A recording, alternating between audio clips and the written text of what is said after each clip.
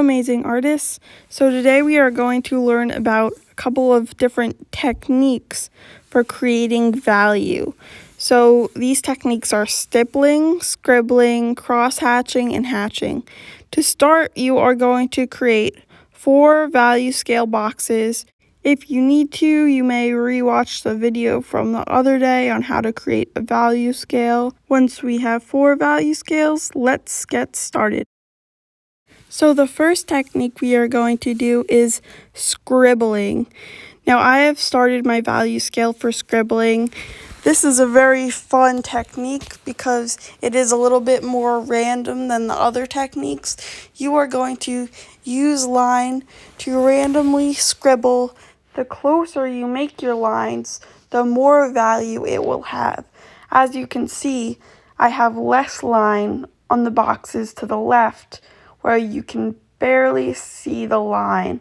So you want to add close lines to create more value and less lines to create less value. And you want to make sure in each box it is transitioning into less and less value. The next technique we are going to learn about is called hatching. Now, hatching is created by creating consistent diagonal lines. The key is consistency. So you want your lines evenly apart. So watch as I create hatching in the box to the right.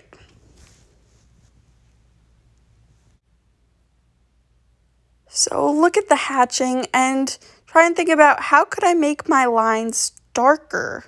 How could I add more value? So that is about the mid-tone value that I want, but how do I make that darker?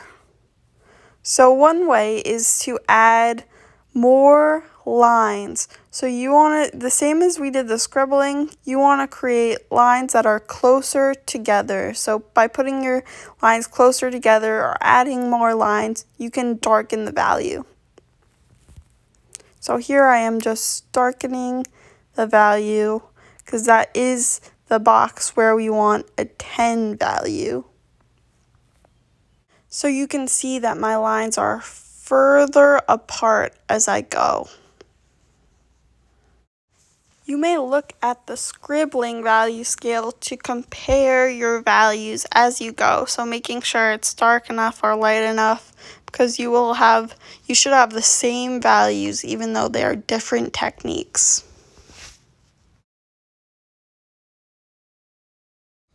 So now we are going to move on to cross-hatching, and cross-hatching is similar to hatching and you start off the same exact way.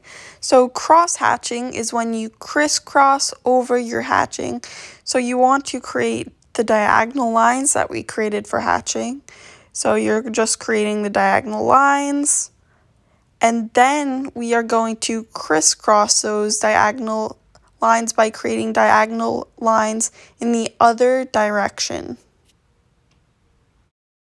And as you may guess, it is created with the same idea that less lines are less value.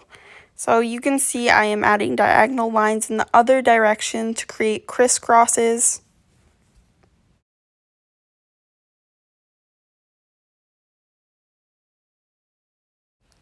So now finally we are getting to the last technique. This technique is created by creating small tiny dots. So like line, the more value, the more dots, the more value. So we are going to transition to use less and less dots. But we are going to create our full value by creating a bunch of small dots. Now your hand might get very tired doing this, but it might help for you to hold the pencil really close to the paper. If you hold it far away, it's going to take longer for you to reach the page and create the dots. So hold the pencil super close and just put it up and down so you create the dots on the page.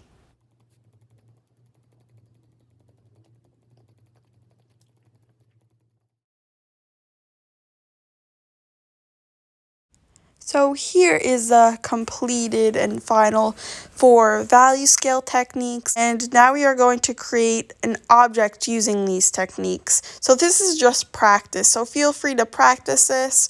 If you have a circular object, a sphere object, I have a ball of Play-Doh, so you can grab an apple or something from your house, or a golf ball, tennis ball, whatever you can find, and we are going to discuss how you are going to apply the values onto your object. You can see on this piece of Play-Doh, the light source is coming from this direction, and you have a highlight here. You have the core shadow here and a reflected light. You see how the Play-Doh gets lighter over here under the shadow, and then you have the cast shadow behind it. And then you have the midtones in that range. So we're gonna recreate this and try and draw this, and you can use any of the techniques that we made a value scale of. So you can do cross hatching, scribbling, stippling, or even just blending if you want. Start by drawing a circle.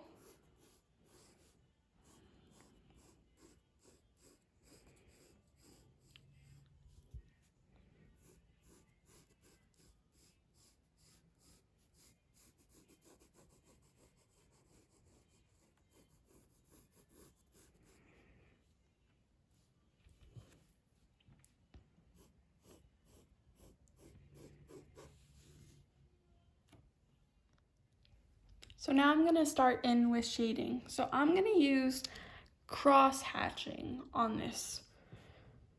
So I'm going to start by going into the darkest part of the sphere, which is this part, because my light source is coming in from that direction.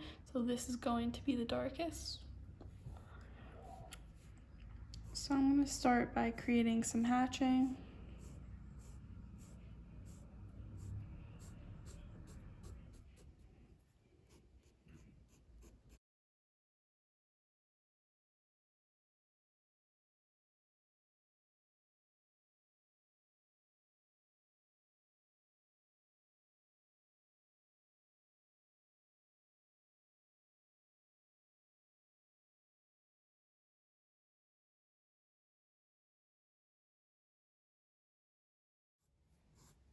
You can see how it gets lighter.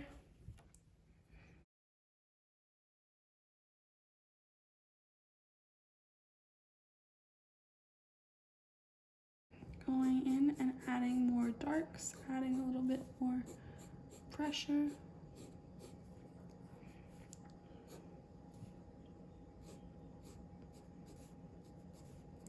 can see that this is the light source.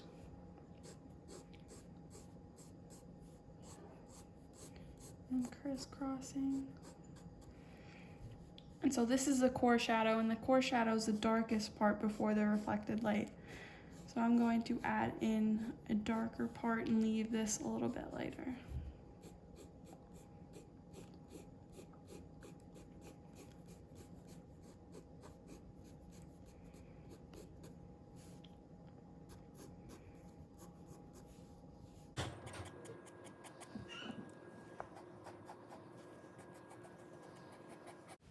So I think I'm just about done with my sphere. I've created it using full value. It might seem a little bit light on the page, so I apologize. So now I would like you to try this at home. Practice, practice, practice. And next class we are starting on the still life.